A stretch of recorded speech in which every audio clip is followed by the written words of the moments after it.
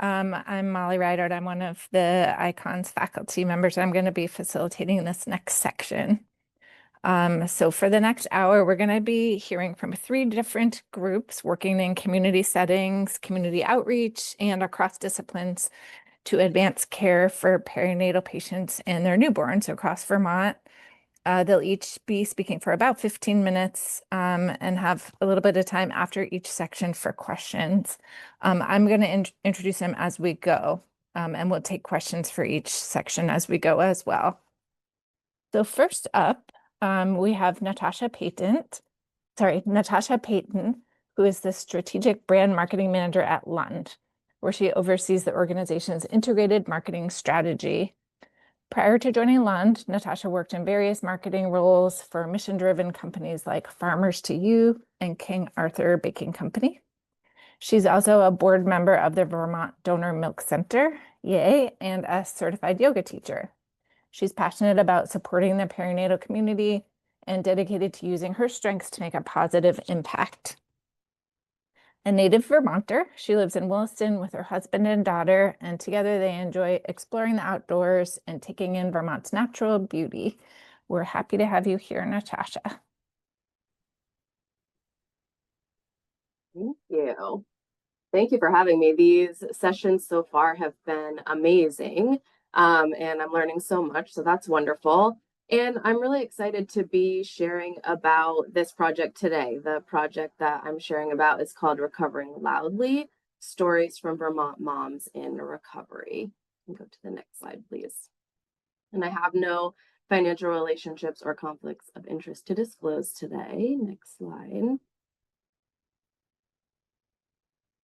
And I think a lot of people at this conference probably know what Lund does, but for anyone who doesn't, I just wanted to give a quick overview of our services. We're a statewide nonprofit that strengthens families so that children can thrive. We do that through adoption, clinical treatment for mental health and substance use, and parent-child center services. Our work supports families from pregnancy really through the whole parenting journey. Our services are integrated together and work to wrap around to provide support that families need to thrive. So just to share a little bit about how this project came to be, Lund has an alumni support group for parents who are transitioning out of our residential treatment program. And one of the alumni in that group, Ashley, had seen this quote, "Recover loudly so that others don't have to die quietly." And that really stuck with her. She felt that she really wanted to use her story to help others and had a group of folks who had experienced or gone through Lund programs who felt the same way. So Ashley came to us and asked, how could we make this happen? And at the time, what Lund could provide was a meeting space, which they could use weekly to come together as a group, some logistical support to kind of help them navigate telling their stories on a larger scale. But we didn't really have funding for this. And ultimately, this group came to a stall due to a lack of resources. But Ashley was passionate about making this work, and she had connections with VCHIP and the Vermont Department of Health. And so she pulled together a group of us to discuss how we might work collaboratively to make this happen. And that's kind of how this project came to be. So if you go to the next slide. Out of that conversation came the realization that Lund has the time and the project management skills to kind of oversee a project like this. The Vermont Department of Health had grant funding that they could provide to get us the materials and the support that we needed to finalize a project. And then we contacted Suzanne Schmidt, who I'm sure many of you know. She's a wonderful storytelling coach and a producer, to really provide the expertise to move this project forward. Next slide. And the kind of the power of collaboration, the funding allowed us to bring in an outside storytelling coach. We were able to also provide stipends for the participants of this project, which we felt really valued the time of the folks who have the lived experience, who wanted to come forward and share it, but being able to provide the stipends to them felt really great to us, as well as just the materials and the support needed. We were able to reach participants from across the state of Vermont through this collaboration. You can see on the map there, the little dots kind of represent across the state where folks lived. We had 8 participants to start, 6 made it all the way through the workshops, and those 6 are also kind of distributed throughout the state, which is wonderful. And we also reach participants with different treatment and recovery experiences.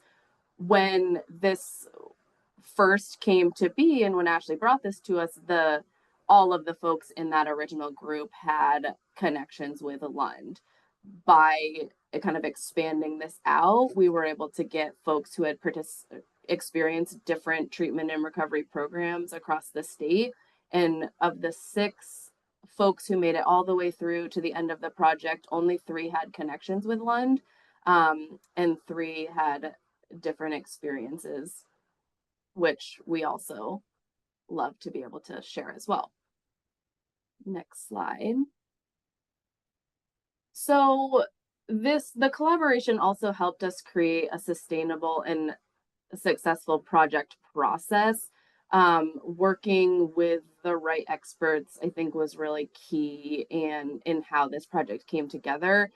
Having the funding to bring in Suzanne was key. Not only does she have a storytelling expertise, she is also someone who understands mental health. And I think this is also an obstacle that we had seen prior to this project, is telling these stories can be very triggering. It can be traumatic to go back and kind of talk through and think about that time.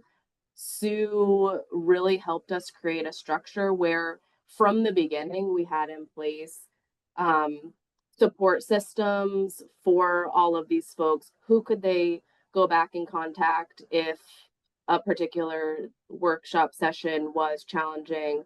And she also is someone who can recognize when she might want to check in a little bit more on somebody. So that was great. I think having this core group of Lund alumni also help us reach out and recruit participants and be on those discovery calls with folks was also hugely helpful in building trust, in reaching this population. Having their help to do that was really great. We also, throughout kind of this whole project design, wanted to center client voice and center the participants in the decision making. So, from the very beginning, this was driven by a former client's desire to share her story on a larger scale. In building out the project, we tried to reduce barriers, including things like childcare and transportation stipends. We also realized pretty early on that virtual workshops and being really flexible with scheduling was going to be the best way for this group to be able to participate fully. So Suzanne was really, really flexible with the group, offered many different times of day for the workshops. Some of the workshops, most of the group was able to come together. Some of them were smaller, and she really kind of worked with them throughout the process to make it work for each person's individual needs. The project took about 8 months, and throughout that time, the participants joined 6 to 8 story coaching workshops. They also worked with Suzanne one-on-one as needed. And at the end, the whole group came together to professionally film their stories. And then while the goal of this project was a therapeutic storytelling experience for the participants, it was always our plan to have something to share at the end. I think this was the desire of Ashley and the group that got this started, was they wanted to be able to share their story, and they wanted some sort of deliverable that could go out into the community and help others. And this is the distribution is kind of the phase we're in now. This is an area that the participants also had a say in. They helped name the project, and helped suggest ideas for distribution as well. And we'll get into that, what those will look like towards the end of the presentation. Can go to the next slide, please. So a couple of the goals of this project that we were hoping that after completing the workshops, participants would feel validated in their experiences and would be able to think about how the insights that they learned about themselves in their story could bring positive change in healthcare. So Suzanne conducted surveys before the workshop started and after the project completed. And I think it's really exciting to see that this group feels a lot more confident, one, in their lived experience after completing these workshops and in knowing that their story can help others. I think, seeing that 14% agreed that they feel confident that their story can help others in recovery at the beginning and 100% agreeing at the end, I think that is just really wonderful to see and is just another product of how the collaboration and the experts and all the things coming together to really make this an excellent experience for participants. Seeing that here in these outcomes is wonderful. Next slide, please. During the day of filming, Suzanne also conducted interviews with participants. So after they filmed their story, she had a few questions that she asked them about the process. One of the questions was, why did you want to do this project? And all of the participants shared some variation of, I wanted to do this project to help others. I think the desire to use personal struggles and obstacles to help others is inspiring. And it's a way for people to turn hard times that they've gone through into something positive that they can share to help others. Next slide. And then another question that she asked was, what was a key factor in finding recovery? And I think it's probably no surprise to people in this group, but it's really connection, it's support, it's knowing that you have one person that believed in you, that believes that you could, one person said that believed I could do better. They believed in me enough that I could start believing in myself. And that support system for this group ranged from family to a provider that they came in contact with to other people in their life that were just understanding, gentle, and loving, and giving them the chances that they needed. So the full videos for this project are still being edited, but I do have the trailer to share today. So if we want to go ahead and play that.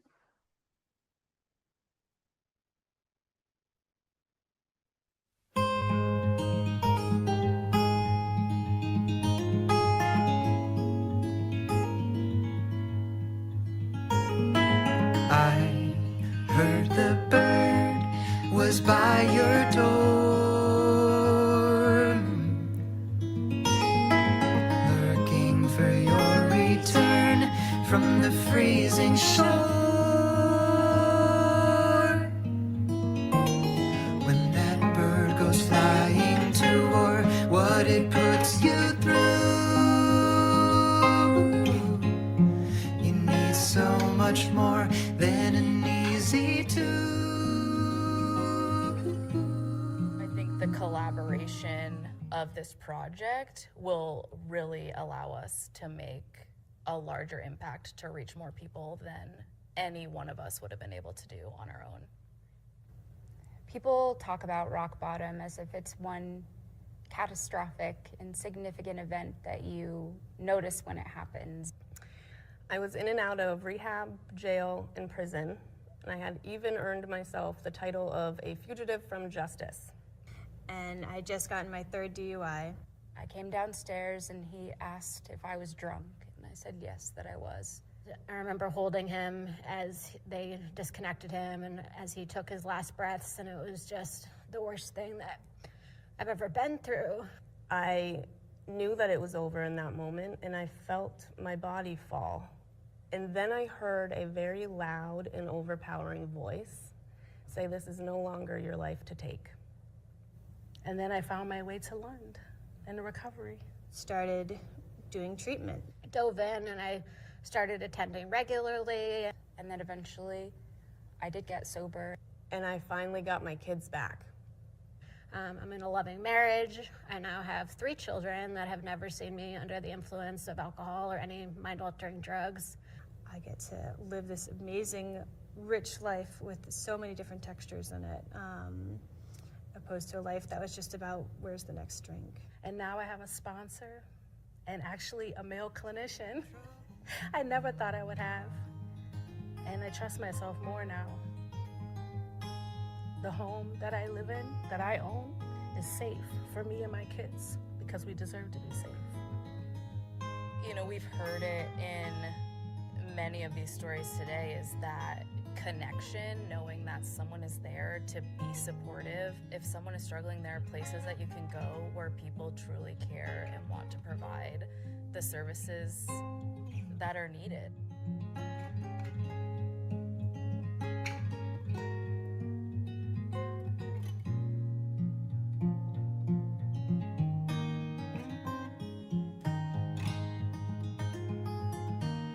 Trouble come no more. Trouble come no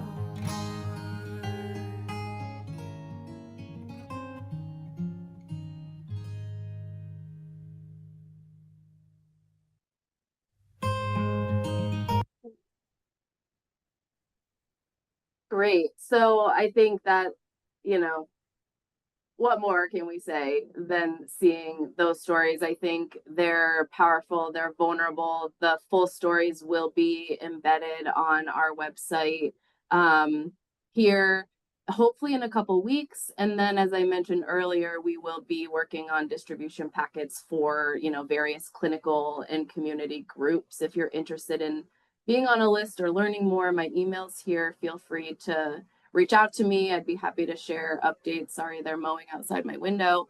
And I know I think I'm coming up at the end of my time, but if anyone has questions, or someone let me know if we need to move right on. So My much. email's there. Yeah, thank you so much, Natasha. That was amazing. There's so much love in the chat for you and this whole project. Really amazing.